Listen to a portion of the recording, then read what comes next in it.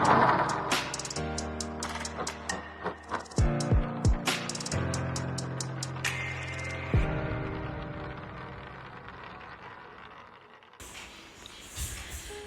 நண்பர்களே, welcome to ஹேம்சூம். இன்னைக்கு நம்ம செம்ம டேஸ்டியாக இருக்கக்கூடிய ரெஸ்டாரண்ட் ஸ்டைல் பன்னீர் பட்டர் மசாலா வீட்லேயே ரொம்ப குவிக்காக சிம்பிளாக எப்படி பண்ணுறதுன்னு தான் பார்க்க போகிறோம். வீட்டில் உள்ள பேசிக் இன்க்ரீடியன்ட்ஸ் வச்சு மசாலா பொருட்களை வச்சு நம்ம சூப்பராக ரெடி பண்ண போகிறோம். ஸோ அதை எப்படி பண்ணுறதுன்னு வாங்க பார்க்கலாம். ஒரு கடாயில் 2 டேபிள் ஸ்பூன் அளவுக்கு எண்ணெய் விட்டுக்கிறேன். எண்ணெய் சூடானதும் 2 பெரிய வெங்காயத்தை நல்லா பொடி பொடியாக நறுக்கி வச்சுருக்கேன். ஸோ அதை இதோட நம்ம ஆட் பண்ணி நல்லா கலந்து விட்டுக்க போகிறோம்.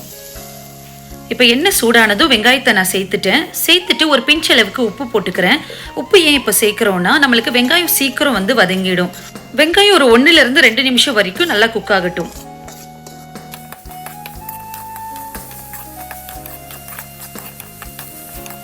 இப்போ நம்மளுக்கு வெங்காயம் நல்லா ப்ரௌன் கலர்ல குக் ஆயிடுச்சு.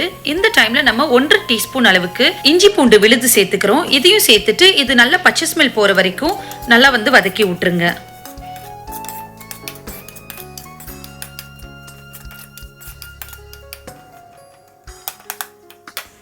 இஞ்சி பூண்டு விழுத ஒரு 2 நிமிஷம் வதக்குனதுக்கு அப்புறம் 2 மீடியம் சைஸ் தக்காளியை நல்லா பொடியா நறுக்கி வச்சிருக்கேன். அதை இதோட கலந்து நல்லா மிக்ஸ் பண்ணி விட்டுக்க போறோம். தக்காளி நல்லா வதங்கினதும் இதோட 1/4 டீஸ்பூன் அளவுக்கு மஞ்சத்தூள் சேர்த்துக்கிறேன். 3 டீஸ்பூன் அளவுக்கு தனியாத்தூள் சேர்த்துக்கிறேன்.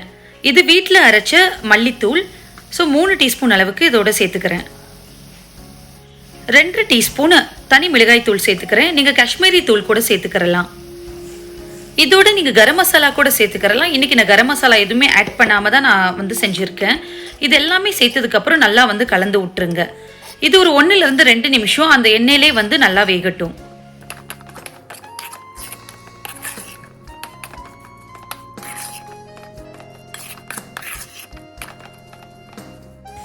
இந்த மசாலா தூள்லாம் எண்ணெயில் குக் பண்ணும்போதே நல்லா பச்சை ஸ்மெல் பாதி போயிடும்.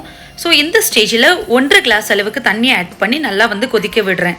இதுலேயும் நம்மளுக்கு மசாலா ஸ்மெல்லாம் ஃபுல்லாக போயிடும். இப்போ உங்களுக்கு பார்த்தாலே தெரியும் இந்த கிரேவி மேலே எண்ணெயெல்லாம் நல்லா பிரிஞ்சு ஒரு பேஸ் கிரேவி ரெடி ஆகிடுக்கு. ஸோ இந்த கிரேவியை நீங்கள் எதுக்குனாலுமே ஆட் பண்ணிக்கிறலாம். இப்போ ஒரு 10 முந்திரியை ஒரு 1/2 மணி நேரத்துக்கு முன்னாடி தண்ணியில் ஊற வச்சுருக்கேன். இதையும் நல்லா ஸ்மூத் பேஸ்ட்டாக அரைச்சி எடுத்துக்க போகிறோம். இந்த மாதிரி நல்லா நைஸாக அரைச்சதுக்கப்புறம் இதையும் அந்த கிரேவியோடு நான் மிக்ஸ் பண்ணி விட்டுக்கிறேன். இதை ஆட் பண்ணி நல்லா கலந்து விட்டுருங்க. இந்த கேஷ்யூ சேர்க்குறது பார்த்தீங்கன்னா நம்மளுக்கு ரெஸ்டாரண்ட் ஸ்டைலில் அந்த ரிச் டேஸ்ட் நம்மளுக்கு வீட்லேயே அழகாக கொண்டு வந்துடும். அதனால தான் நம்ம கேஷ்யூ பேஸ்ட் இதில் நம்ம ஆட் பண்ணுறோம்.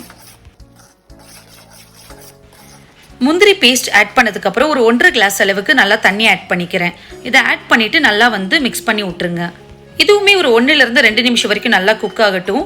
நீங்கள் தண்ணி ஆட் பண்ணுறது பார்த்து ஆட் பண்ணிக்கோங்க. பிகாஸ் நம்மளுக்கு இந்த கிரேவி ரொம்ப திக்காகவும் இருக்கக்கூடாது, ரொம்ப தண்ணியாகவும் இருக்கக்கூடாது. அதுக்கேற்றாப்புல தண்ணி ஆட் பண்ணி மிக்ஸ் பண்ணி விட்டுக்கோங்க. இப்போ இதுக்கு தேவையான அளவு உப்பு சேர்த்துக்கிறேன். உப்பு சேர்த்துட்டு நல்லா மிக்ஸ் பண்ணி விட்டுறலாம்.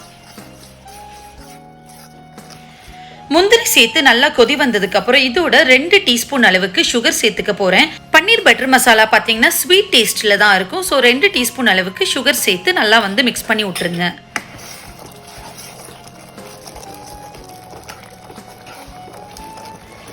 இப்போ 3 டேபிள் ஸ்பூன் அளவுக்கு நான் பட்டர் சேர்த்துக்கிறேன். சப்போஸ் உங்ககிட்ட ஃப்ரெஷ் க்ரீம் இருந்துச்சுன்னா பட்டர் 1 டேபிள் ஸ்பூனும் ஃப்ரெஷ் க்ரீம் 1 டேபிள் ஸ்பூனும் சேர்த்து நல்லா மிக்ஸ் பண்ணி விட்டுக்கோங்க. என்கிட்ட ஃப்ரெஷ் க்ரீம் இல்லாதனால நான் 3 டேபிள் ஸ்பூன் பட்டர் சேர்த்துருக்கேன். இதோட கொஞ்சமாக பால் ஆடை சேர்த்துருக்கேன். ஸோ அது ஃப்ரெஷ் க்ரீமோட அந்த டேஸ்ட்டு கொஞ்சம் கொண்டு வரும். அதனால பால் ஆடை சேர்த்துருக்கேன். சப்போஸ் பால் ஆடை சேர்க்கறது பிடிக்கலன்னா இந்த போர்ஷனை நீங்கள் ஸ்கிப் பண்ணிடலாம். இப்போ இது எல்லாத்தையும் நல்லா மிக்ஸ் பண்ணி விட்டுக்கிறேன்.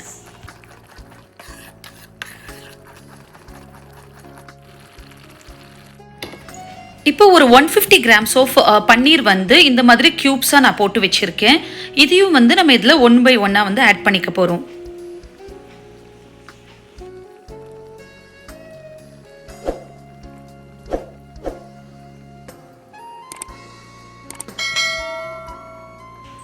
ஆட் பண்ணிவிட்டு லைட்டாக ஒரு மிக்ஸ் கொடுத்துடுங்க.